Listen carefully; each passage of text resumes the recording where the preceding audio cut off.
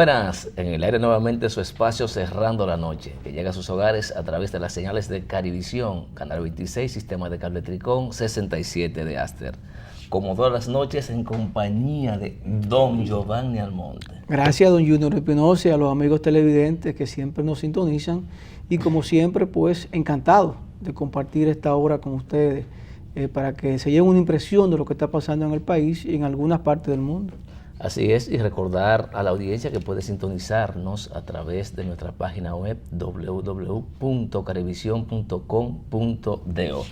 Giovanni, hoy es un día especial para la República Dominicana. ¿Por lo de ayer o por lo de hoy? No, por lo que ocurrió un día como hoy. Ah, perfecto, perfecto. Por lo que ocurrió un día como hoy, ese conmemora el 51 aniversario del derrocamiento del expresidente de la República, el profesor Juan Bosch. Y uno habla del derrocamiento y dejarlo así como que sería simple. Sí, como que algo pasajero, como que no impactó a la República Dominicana. Un hecho sin importancia. Sin embargo, este hecho, hay que decirlo, marcó definitivamente claro que sí. La República Dominicana, limitó de manera muy acentuada lo que pudo haber sido el ciclo de desarrollo integral de la República Dominicana, por las bases institucionales que se estaban sentando, por lo que implicaba no solo la Constitución del 63, sino la visión práctica que tenía el expresidente Juan Bosch sobre la República Dominicana y lo que intentaba hacer. Y a mí me da mucha pena que, estando el Partido de la Liberación Dominicana en el poder, aunque cuando Juan Bosch fue presidente no pertenecía al PLD porque no existía, sino al PRD, pues como que esta fecha pasa cada año sin pena ni gloria. Los PLDistas siento que no se sienten comprometidos con este hecho histórico, sobre todo a partir de que han ascendido al poder, porque antes de eso, para esta fecha siempre se celebraba, se conmemoraba de manera interesante, pero después que están en el poder y que abrazaron su ideología conservadora de la mano de tu líder, capitalista, mentor y guía, el doctor Juan Balaguer, capitalista. Bueno, no sé si es capitalista, lo que sí, bastante conservadora, han dejado este día en la orfandad. ¿Qué ha hecho la Comisión de Efemérides Patrias, por ejemplo? Bueno, tengo entendido, hasta ahora no he visto nada en los medios de comunicación, ni la prensa, no he visto nada, entonces quiere decir que no ha hecho nada. El Ministerio de Cultura. Tampoco he visto nada. ¿Qué ha hecho el Ministerio de Educación con nuestros estudiantes de cara a rememorizar este hecho histórico? Sí. Si ponemos como ejemplo que también este mes es la conmemoración del derrocamiento de Allende, en Chile hubo todo un programa de actividades para conmemorar ese hecho histórico. Así mismo es. Contrario a lo que ocurre en la República Dominicana. Explicación. Acuérdate que estamos de acuerdo con perder la memoria histórica. Eso es lo que está Acuérdate pasando. Que lo abordamos aquí. Mira, te iba a interrumpir ahorita. La verdad que estuve con unos amigos ayer y estuvimos hablando de la debilidad que hay en los tres principales partidos políticos con relación a sus grandes líderes. Fíjate que en el PLD se han olvidado del profesor Juan Bosch en un día tan importante como este, y no solo en este día, lo han hecho en muchas ocasiones. Va uno al caso del PRD y vemos un José Francisco Peña Gómez olvidado. Nadie habla de José Francisco Peña Gómez. Nos vamos al Partido Reformista Social Cristiano y prácticamente pasa lo mismo. Hay pocos defensores. Al parecer hay toda una idea entre los líderes actuales de los partidos políticos de olvidar y dejar de lado ese gran legado que dejan esos tres grandes líderes. Pero mira, hablando de política, Junior, aquí tenemos en la noche de hoy, la verdad que nos sentimos orgullosos de tener dos invitados tan importantes como los que tenemos en la noche de hoy. Tenemos a Martín Yesa. Martín Yesa es ministro de la Juventud en Argentina. Allá el cargo sería coordinador de políticas de juventud. Exacto. Y tenemos a Lumi Brito, quien es secretaria de Relaciones con la Sociedad Civil del Partido Reformista, en este caso la Juventud Reformista Social Cristiana, con quien vamos a conversar, Junior, amigos televidentes, de un tema importantísimo, de un seminario, un quinto encuentro de juventudes latinoamericanos agrupados en la UPLA, ¿verdad? Sí. Correcto. Buenas noches, Martín, y buenas noches, Lumi. Buenas noches, Giovanni. Muy buenas noches, Giovanni. Muchísimas gracias por la invitación a este programa. Qué bueno, qué bueno. Lumi, usted como anfitriona, siendo parte del Partido Reformista que acoge a representantes de más de 20 naciones. 17 naciones. 17 naciones que están aquí en el país. Háblanos un poquito de esta actividad, creo que tenemos imágenes para poder refrescar a los amigos televidentes. Nosotros como Partido Reformista y como país anfitrión estamos muy orgullosos y muy complacidos de las 17 delegaciones que hemos tenido.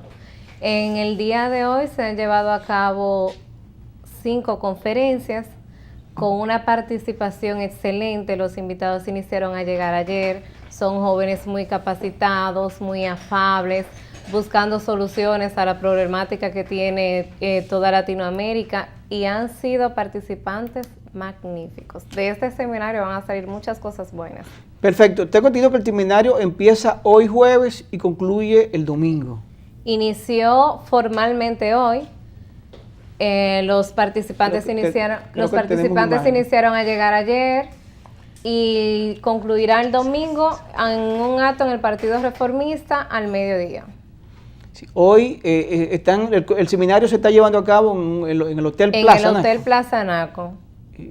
Mañana vamos a hacer visitas al Congreso, van a recibir conferencias con los congresistas allá. El sábado también tenemos conferencias todo el día en el Hotel Plaza Naco y por último la actividad del domingo, un cierre en grande como ellos lo merecen en el Partido Reformista Social Cristiano. Bueno, Martín, buenas noches y de verdad encantadísimo de tener un invitado como tú de Argentina. Vienes para acá en esta actividad y queremos que nos dé tu impresión de cómo es la actividad, cómo marcha, cómo tú ves el entusiasmo de la integración. Justo, Giovanni, ustedes estaban haciendo una mención sobre la noción de la memoria y Junior hablaba de una palabra que a mí me gusta mucho, que es la de rememorar, traer a la memoria. Rememorar significa traer a la memoria, devolver a la memoria. Y muchas veces este tipo de encuentros como el que organiza la Unión de Partidos Latinoamericanos, y aquí bueno, con un excelente anfitrión que encontramos en el Partido Reformista, estamos desarrollando una actividad que sirve para llevar una memoria de qué es lo que está sucediendo en nuestro continente, de qué es lo que está sucediendo en Latinoamérica.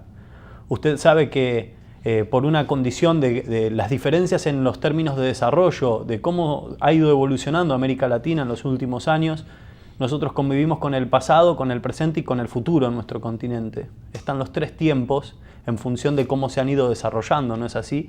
Y muchas veces estos encuentros sirven para tener una memoria de qué es lo que está sucediendo en nuestro subcontinente. En algunos casos, a algunos nos sirve para ver de dónde salimos y aconsejar.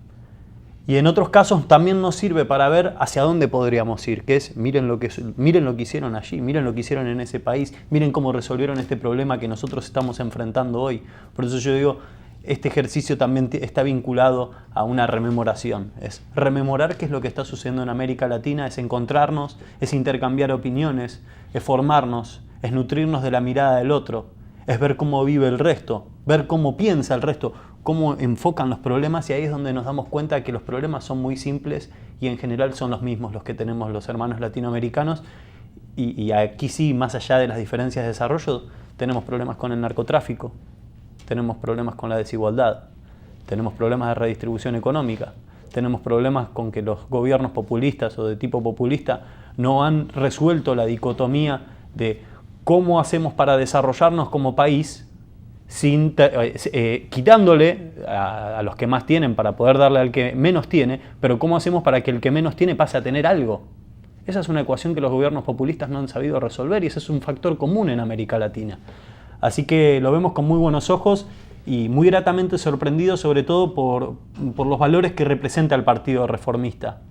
Yo lo que noté en el Partido Reformista es una idea de cambio, más allá de la plataforma política. Es una idea de cambio de qué es lo que puede representar para la República Dominicana. Me quedé muy gratamente sorprendido por la cantidad de jóvenes tan bien formados y tan embebidos de los problemas de los dominicanos y de las mujeres. Las mujeres son, nosotros en Argentina, y yo particularmente, en mi casa manda mi novia. Y yo creo que es hora de que las sociedades que durante mucho tiempo las mujeres nos gobernaron en nuestras casas, pero luego fuera de nuestras casas no le hicimos ningún lugar. Creo que es hora de que las mujeres se les reconozca un mejor lugar en términos institucionales. Yo creo que el reformista lo está haciendo, y lo está haciendo muy bien. ¿Cómo anda la juventud latinoamericana, Martín? La juventud latinoamericana está trazada por una serie de problemas, si bien tengo una enorme esperanza sobre la juventud como motor de cambio, y en eso no puedo dejar de identificarme en las palabras de Francisco I, que es el Papa. A los argentinos nos encanta decir que es el Papa argentino, pero la verdad que los argentinos que más lo queremos decimos que es el Papa del mundo, y los europeos les gusta decir que es el Papa del fin del mundo. Y el Papa del fin del mundo dice que los jóvenes son los que van a generar la ventana para el trasvasamiento generacional. No obstante esto, estamos afrontando un adversario muy complejo, que es el del narcotráfico, sobre todo porque es el narcotráfico el que pone en jaque el núcleo de toda sociedad, que es la familia. Cuando el narcotráfico es el que reemplaza el rol del Estado, y cuando el narcotráfico es el factor en el cual una familia empieza a descomponerse, porque es el factor en el que un joven puede acceder rápidamente a un prestigio del microclima, de un microclima barrial, de un microclima en su ciudad, tenemos un problema como Estado y tenemos un problema como sociedad. Entonces, este factor común que atraviesa todo nuestro subcontinente, que es el narcotráfico, yo lo estoy viendo con mucha preocupación, pero así como lo veo con esa preocupación, creo que hay una juventud que se está preparando, y ahí es donde la Unión de Partidos Latinoamericanos, y aquí en República Dominicana, ustedes con el Partido Reformista, hay jóvenes muy embebidos que están muy convencidos de cómo tiene que enfrentarse ese enemigo. Y el primer valor es la formación personal. Pero una pregunta, Martín. Sí. El narcotráfico no es una causa, es una consecuencia. Exactamente, es una consecuencia de que el Estado desaparece, de que no hay respuestas sociales, porque aquí es importante también decirlo, no hay que comprar la noción de que el Estado tiene que resolver todo, yo no digo eso. Sí que la sociedad ahí falla también, que es cuando el padre y la madre dejan. Nosotros en Argentina utilizamos la expresión cuando el vecino pierde la vereda, la acera, dirían ustedes. En Argentina era muy común antes que se comiera en la vereda, se tomaran mates. Nosotros tomamos mate, té, café en la vereda, en la acera. Y eso se fue perdiendo porque fue ganando terreno el narcotráfico. Entonces yo ahí lo que creo es que sí, el narcotráfico es una consecuencia, también es una causa, porque es un adversario muy inteligente.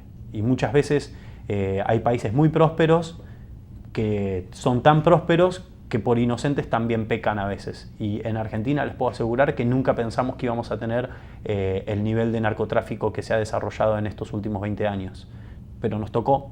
Y así como nos tocó a nosotros, le puede tocar a cualquiera, y es ahí donde nos damos cuenta de la descomposición social que se produjo como producto de la desaparición de la familia como núcleo, como el núcleo a partir del cual se forma la persona y la persona imagina su progreso y desarrollo.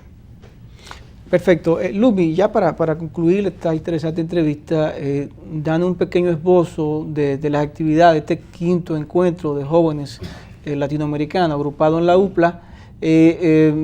Sabemos que la actividad empezó hoy jueves, concluye el domingo en un acto en la sede principal del Partido Reformista.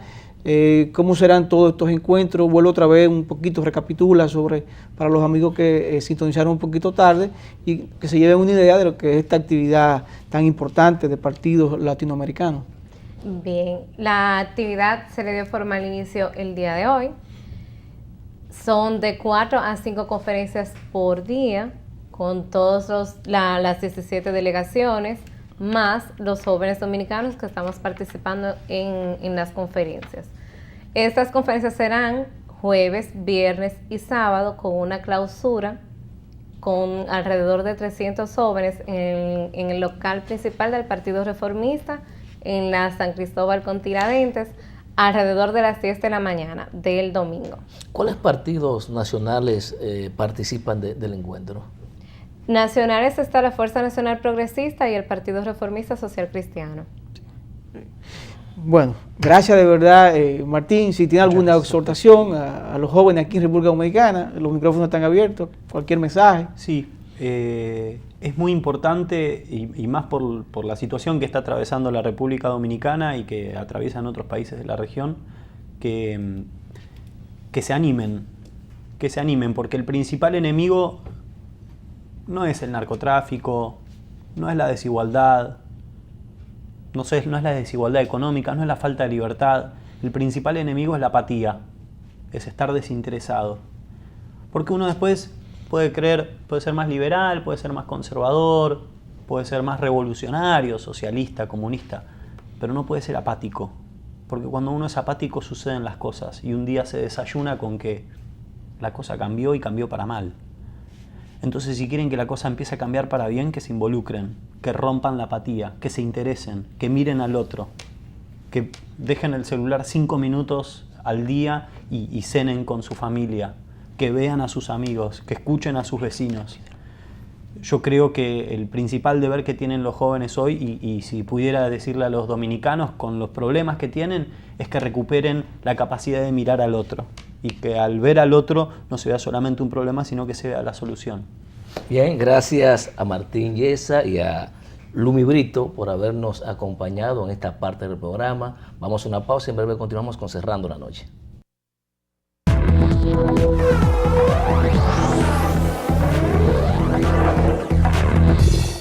Continuamos con Cerrando la Noche y en esta parte del programa vamos a conversar una vez más con el doctor Max Puig, quien es el presidente del partido Alianza por la Democracia, con quien, como siempre, los temas son libres. Así es, así es. Buenas noches, doctor. Buenas noches, Junior, Giovanni. Encantado de estar con ustedes y con todas las personas que nos miran y nos escuchan en este momento. Qué bueno, qué bueno.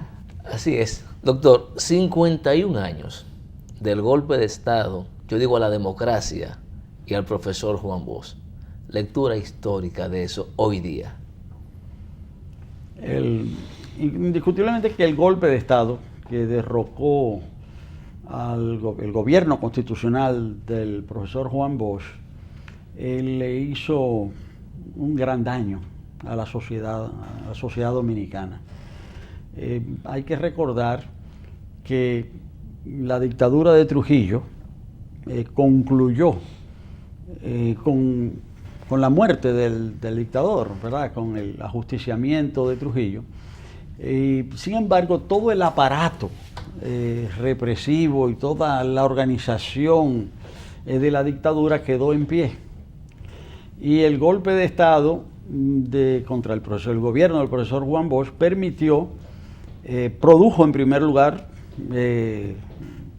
permitió una intervención extranjera, la ocupación del país, y permitió también que el viejo personal político trujillista, es decir, volviera a sentar sus reales en nuestro país. No es casual que las tropas y el gobierno interventor, los Estados Unidos, pues hiciera retornar a la República Dominicana al hijo político de Trujillo, al presidente Balaguer, quien iba a ejercer un dominio, un predominio sobre la política dominicana durante prácticamente, a partir del momento en que retorna, durante prácticamente 3 décadas, de 1966 a 1996. Y aún saliendo del ejercicio del gobierno, pues muchos de los métodos trujillistas y de los métodos balagueristas pues, han sobrevivido en la República Dominicana. Y en gran medida todo eso es consecuencia del golpe de Estado que derrocó al profesor Juan Bosch. Ahora, independientemente de eso, es indiscutible que el ejemplo ético y el ejemplo mismo en la práctica política del profesor Juan Bosch va a seguir siendo, mientras haya República Dominicana, va a seguir siendo un referente fundamental para todos los que estén llamados a sucedernos en esta patria. Doctor, usted que llegó a compartir con el profesor Juan Bosch, que llegó a estar con él de cerca, de lado, nunca comentó este hecho tan importante, tan trascendental, nunca abordó una anécdota, nunca quiso como abordarlo con su equipo, con su gente, o fue muy cerrado en esto. No, el profesor Juan Bosch era una persona abierta, era una persona sumamente, bueno, en primer lugar, un caballero, una persona sumamente cordial, sumamente respetuosa, sumamente decente, y siempre estaba dispuesto a enseñar y a explicar y a transmitir experiencias. Para mí es una dicha y ha sido una honra haber podido contar con la confianza de don Juan a lo largo de tantos años, y él mismo, pues, muchas de las experiencias que él había tenido nos las relataba, pero de modo, si se quiere, sencillo, directo, intercambios, si se quiere, muy amenos. O sea, era una persona siempre dispuesta a transmitir y a enseñar. Doctor, ¿usted piensa que es justo, que aporta al proceso histórico de la República Dominicana que esta fecha pase, digamos, que sin pena ni gloria? Junior, ha pasado, es decir, sin pena ni gloria, pero eso tiene que ver con el cambio de pensamiento que se ha venido produciendo al interior del partido fundado por don Juan, del PLD. Yo quisiera aprovechar la oportunidad para referir lo que yo considero que son los grandes momentos del pensamiento del Partido de la Liberación Dominicana. La política es discurso, es relato, es una forma a través de la cual el actor político o la organización política cuenta cómo ve la historia y cómo ve su lugar en esa historia, y cuenta cómo ve la participación de los demás. Y su realización también. Y su realización. Entonces, yo creo que en la historia del PLD hay 3 relatos. El primer relato es el relato de la liberación nacional, el relato de la independencia, el relato de la soberanía, el relato de la justicia social. Es decir, es el relato de la reivindicación del pueblo dominicano. Ese es el relato de don Juan.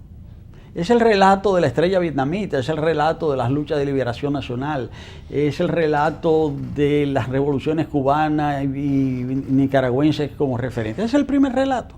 Esa es la historia del PLD. La historia del PLD es la historia de don Juan, lo que él le proponía para el país. El segundo relato se empieza a producir a partir de 1996. Es un relato distinto. Es el relato de la globalización, de la institucionalidad democrática, pero es sobre todo el relato de cómo se quiere hacer de la República Dominicana un país similar a los Estados Unidos. Y eso se sintetiza en una frase que todos los dominicanos conocemos, que es hacer de la República Dominicana un Nueva York chiquito. Esa frase es todo un programa, pero esa frase en el fondo también contradice el primer relato, el relato de la independencia. A raíz de la crisis del 2008, la crisis mundial, era difícil mantener ese relato que implicaba una promesa de bienestar a partir de la inversión extranjera, a partir de imitar, ¿verdad?, el modelo de crecimiento de los Estados Unidos. Y la crisis misma hacía que había que modificar las cosas. Y la solución momentánea fue mantener el relato y mantener el funcionamiento del sistema sobre la base del endeudamiento externo. Y es por eso que el endeudamiento ha pasado, es decir, en estos años, es decir, por eso es que estamos cerca de 20.000 millones y pico de dólares de deuda. Ahora, hoy en día, dentro de ese partido fundado por Juan Bosch, hay 2 relatos en pugna, hay 2 relatos en conflicto, es decir, que quieren ocupar el lugar del segundo relato, porque el primer relato de don Juan de la liberación nacional se está descartado desde hace tiempo. Se archivó. Se archivó. Al interior de esa organización política, es decir, de eso no se habla.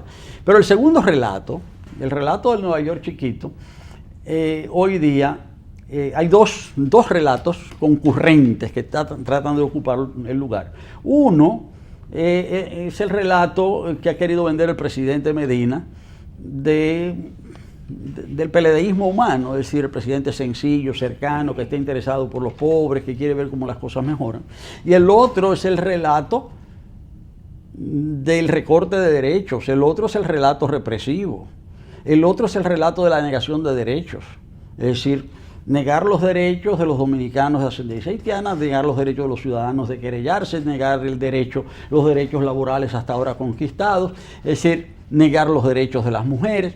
Negar que se denuncien los funcionarios. Negar que se denuncien los funcionarios. Negar que se denuncie, o sea, impedir eso. Es un relato propio que es característico de las crisis, porque las crisis también, y estamos en medio de una crisis mundial, y esa crisis repercute en la República Dominicana, y es el relato también, es el relato conservador, es el relato reaccionario, es el relato de impedir los avances de la sociedad. Entonces, si se quiere, estamos lejos de ese Juan Bosch, pero por más que se le quiera opacar, por más que se quiera poner delante el relato represivo, la figura de don Juan va a seguir creciendo, es decir, como referente ético en la política dominicana. Y por eso yo creo que el hecho de que en la entrevista de hoy pues me hayan planteado eso, pues me ha dado la oportunidad de expresar esta valoración hoy que se cumplen 51 años de un hecho decisivo para la sociedad dominicana. No sé si me perdí, pero usted habló de 3 momentos, 3 relatos. Sí. Mencionó 2. Bueno, el relato de la liberación nacional de don Juan, el relato del Nueva York chiquito y los 2 relatos y el relato de la pugna de los 2 líderes. Hay 2 relatos en pugna, porque en realidad el relato que está predominando es el relato represivo, es el relato de la limitación de derechos, es el relato de las restricciones. Qué bien, qué bien. Bien, vamos a otros temas. Sí, sí, doctor. De verdad sería muy interesante, Junior. En estos días estuvimos hablando de escasez de agua, de la situación de los acueductos en el país.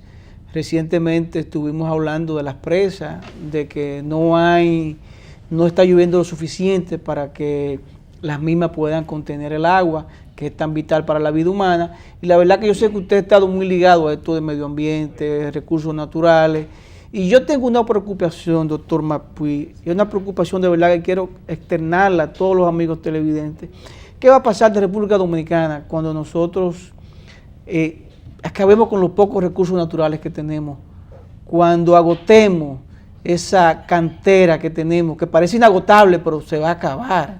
Yo quiero que usted nos dé una lectura de qué va a pasar en el país cuando se agoten todos esos recursos por negligencia, por falta de planificación, por tosudez o por lo que fuera. Bueno, el día martes pasado se celebró la cumbre sobre el cambio climático en las Naciones Unidas. Y en ocasión de esa cumbre se iban a reunir los jefes de Estado y de Gobierno de la mayor parte de los países del mundo. Fue convocada una manifestación en Nueva York, que fue la Marcha Global Ciudadana contra el Cambio Climático. Y entre 300 y 400 mil personas salieron a las calles de Nueva York a reclamar que el mundo deje de utilizar los combustibles fósiles en la generación de energía, es decir, el petróleo, el carbón y el gas.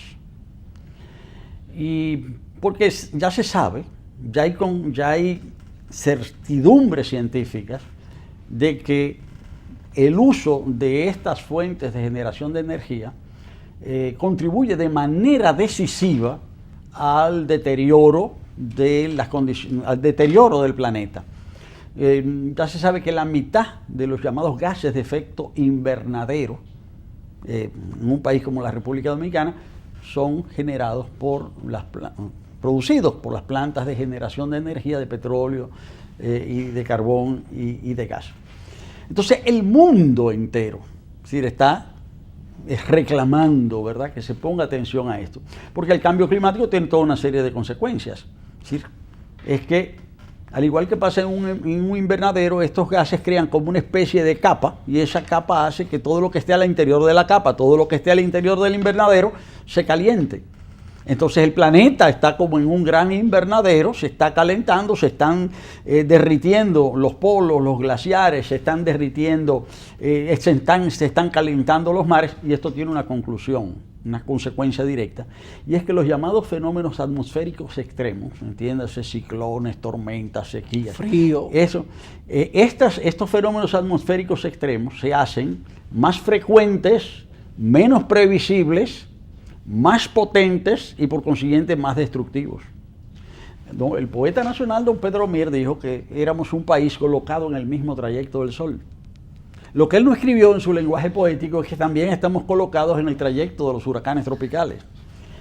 Y esos huracanes nos van a seguir golpeando cada vez más como efecto del cambio climático. Y incluso evaluaciones recientes señalan que República Dominicana es uno de los 10 países del planeta más vulnerables con relación al cambio climático. Estamos dentro de los 10 en mayor peligro.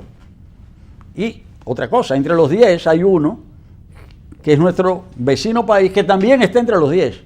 Es decir, que entre los 10 hay dos. Hay dos, o sea, Haití y la República Dominicana estamos ahí.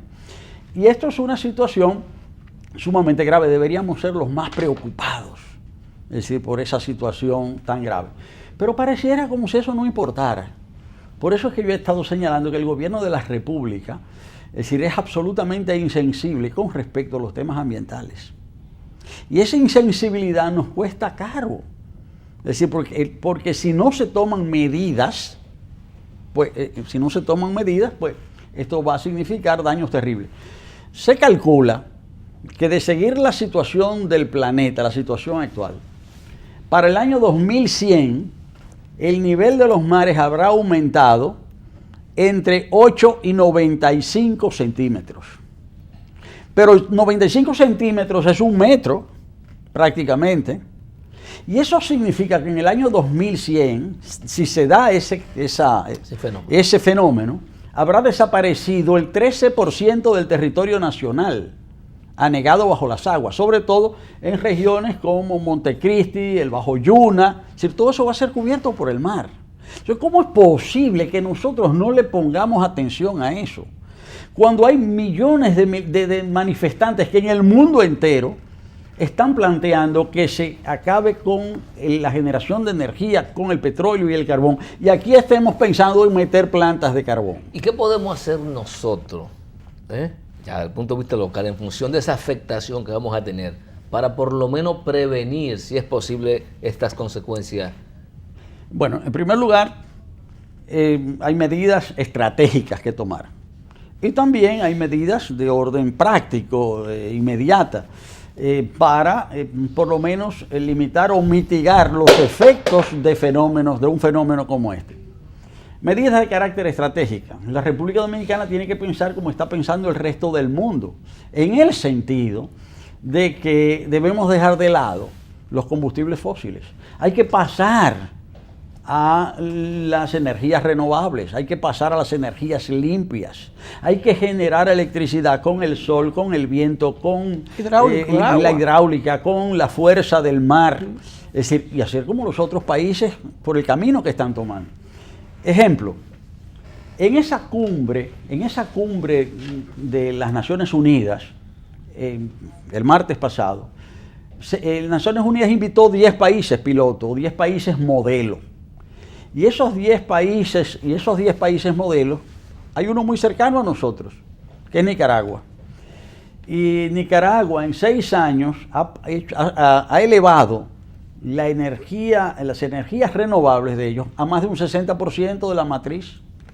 Y la planificación es que en el año 2028, el 97% de la energía de Nicaragua será energía renovable. Ahora, si ellos han podido hacerlo, ¿por qué nosotros no podemos hacerlo?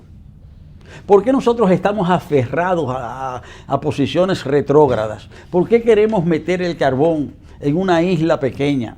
Que una isla significa que tenemos un ambiente mucho más vulnerable. De manera que esa es la preocupación que tengo al respecto. Cuenta arriba. Bien, con el permiso del doctor Max Puig, vamos a la pausa y en breve continuamos con Cerrando la Noche.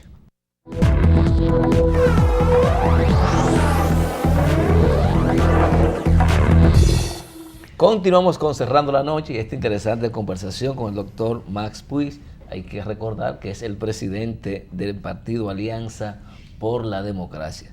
Doctor, cuando fuimos a la pausa, hablábamos de la insensibilidad que presenta el gobierno o el Estado dominicano de cara a toda la problemática del calentamiento global. Y sé que dentro de un conjunto de actividades que desarrollaron no solo a nivel mundial, sino también a nivel local con respecto al medio ambiente. Hubo una actividad precisamente en el lugar donde la República Dominicana, el Estado o el sector privado, porque uno no sabe muy bien ahora quién es que va a instalar las plantas a carbón, de cara a reflexionar sobre el tema y el impacto que tendría la instalación de estas plantas para el ambiente y el medio ambiente de República Dominicana. Y ahí tenemos entonces también que el Estado tiene como esperanza para resolver el problema nacional de generación precisamente estas dos generadoras a carbón. Bueno, en primer lugar, esas plantas no van a resolver el problema, porque el problema no es simplemente un problema de generación, es un problema múltiple. Lo primero que hay que señalar es que el 35% de la energía generada en la República Dominicana hoy día no se cobra, se pierde. Y se pierde de dos maneras: por razones técnicas, a través de la transmisión, y por razones por hurto, es decir, por el robo de la energía. 35%. Quiere decir que si se estableciesen estas plantas de carbón, cosa que yo dudo mucho todavía, o sea, porque esas plantas no tienen financiamiento, todavía no han conseguido financiamiento, aún se instalaran y generaran los 760 megavatios, pues el 35% se perdería, porque hay un problema de fondo que tiene que ver con ese fenómeno. ¿Ustedes saben cuánto cuesta aproximadamente enfrentar el problema de las pérdidas técnicas, no la parte del robo? Porque para la parte del robo lo que se necesita es pantalones. O sea, pero para las pérdidas técnicas se necesita también, aparte de una buena decisión, se necesita inversión. Y como mucho eso costaría alrededor de $1.000 millones. La mitad de lo que se está diciendo que valen las plantas de Catalina. Son 2.040 millones. Sí, eso dice que valen el gobierno. Pero por eso es que ningún privado se va a meter en esas plantas. Porque el gobierno le está diciendo, después que se inventó esa historia de las plantas de carbón, le está diciendo al sector privado que se asocie y que se las compre en $2.040 millones. Ningún empresario va a ser tan loco en pagar $2.040 millones por unas plantas que ellos saben que no valen eso. Entonces, ¿qué inversionista va a pagar ese precio? ¿Y dónde sale ese número, doctor? Bueno, ese número realmente es un número realmente muy dudoso. Porque hay precios de lo que cuesta instalar una planta para 1 megavatio, para 2 megavatios, y hay un precio. En el año 2000 eso valía prácticamente 1 megavatio. Construir una planta, la capacidad de 1 megavatio valía $1 millón. Entonces eso vale, es decir, ahora, ya eso no vale $1 millón el megavatio, eso vale ya prácticamente $2 millones. Si son 760 megavatios, usted lo multiplica por 2 y lo más que eso da, entonces... 1.400. 1.400. Bueno, si son 760 da 1.500 y algo. 1.500. Ok, 1.500 y algo. Ese es el precio estándar, eso es lo que se reconoce internacionalmente. Entonces, en ninguna parte del mundo una planta de ese tipo vale eso, vale mucho menos. Pero además, eso es suponiendo que la planta sea de última generación. Pero esa planta no es de última generación, porque yo he tenido la oportunidad de examinar el estudio de impacto ambiental a través de reportes técnicos. El estudio de impacto ambiental que se presentó para darle la licencia a posteriori a esas plantas que se han estado construyendo ilegalmente. Y en realidad la tecnología que se describe allí es lo que se llama una tecnología subcrítica, una tecnología atrasada, que no puede valer de ninguna manera $2 millones por megavatio. Es decir, que esas plantas tienen una sobrevaluación de por lo menos de 400 a 500 millones de dólares. Esa es la realidad de las plantas. Entonces, en este tema, al ustedes preguntarme, ¿y por qué se hace eso entonces? Bueno, eso se hace por dos razones. Bueno, por un lado, falta de visión, falta de capacidad, ¿verdad? Y por el otro lado, obviamente, allí hay un negocio. Pero no es un negocio para el pueblo dominicano. Es un negocio para quienes se aprovechan de él. Ese es el tema de las plantas de carbón. Entonces, es criminal utilizar el carbón y encima de eso endeudar al país para pagar un sobreprecio por plantas de ese tipo que van a hacer tanto daño. De manera que por eso yo he expresado que no estoy de acuerdo con las plantas de carbón y que sería un grave error. Porque estas plantas, además, cuando uno ve el estudio de impacto ambiental, se encuentra con lo siguiente. Aquí se ha estado diciendo que van a comprar carbón de Colombia. Eso es lo que se dice en la prensa. Pero el carbón de Colombia tiene un bajo contenido en azufre, un 1%. En el estudio de impacto ambiental dice que ese carbón que se va a utilizar ahí tiene un contenido de azufre de un 3%. Entonces yo digo, no viene de Colombia. No viene de Colombia y va a hacer mucho daño. El contenido de azufre, a mayor contenido de azufre, mayor daño en la población. Entonces, eso está, como se dice corrientemente, eso está pintado. Es decir, de construirse las plantas, eso va a provocar enfermedades graves en toda la región. En primer lugar, enfermedades pulmonares, ¿verdad? Respiratorias, pulmonares, enfermedades de cardiovasculares y en tercer lugar también cáncer. Entonces, cuando uno le sume al valor de las plantas lo que va a costar curar los enfermos de enfermedades respiratorias, los enfermos de enfermedades cardiovasculares, los enfermos de cáncer, cuando uno sume todas esas facturas médicas, esas van a ser las plantas más caras del planeta. Doctor, ¿y tú tienes una idea, doctor, de dónde irían esos residuos, ya los gases que emane la combustión del carbón y los residuos de la ceniza, dónde irían a parar? Mire, les voy a decir. Cuando yo asumí como titular de la Secretaría de Medio Ambiente en agosto del 2004, se acababa de introducir irregularmente al país el famoso ROCAS. Y el ROCAS son cenizas consolidadas, compactadas, de una planta de carbón, de generación de energía en Guayama, en Puerto Rico. Se introdujeron en el país 57.000 toneladas, aproximadamente, de ROCAS. Bueno, tuvimos que trabajar duro para eliminar ese ROCAS. Bueno, las plantas de Catalina, según el estudio de impacto ambiental, van a generar 175.000 toneladas por año. Aquí hubo un problema para eliminar las 57.000. 57 nada más. Sí. Bueno, la que se depositó en Arroyo Barril, Samaná y Manzanillo, Montecristi. 57.000 toneladas. Estas plantas van a producir por año 175.000. Es decir, cada año van a producir 3 veces más la cantidad de ROCAS que se introdujo aquí. Pero eso quiere decir que en 6 años, eso hace 1 millón de toneladas. ¿Y ustedes saben qué dice el estudio de impacto ambiental sobre esas cenizas? Bueno, no dice nada. ¿Cómo que no dice nada? No dice nada. El informe no explica qué uso, qué destino se les va a dar. ¿No es nociva esa ceniza? ¿No es nociva? Bueno, la ceniza, es decir, tiene algún contenido en metales, según la forma en que se le deposite, puede hacer daño, según la forma en que esté depositado, pero tampoco se dice cómo se va a depositar. Es decir, no hay señalamientos al respecto. Por otro lado, esas plantas van a lanzar a la atmósfera cada día, van a lanzar a la atmósfera 57.000 toneladas de CO2, de carbono. Es decir, que estamos hablando realmente de una situación sumamente grave, sumamente grave.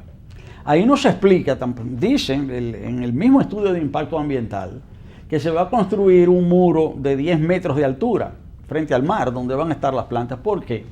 Porque es una zona de fuerte oleaje, donde el oleaje medido normalmente llega a 7 metros y se va a construir un muro de 10.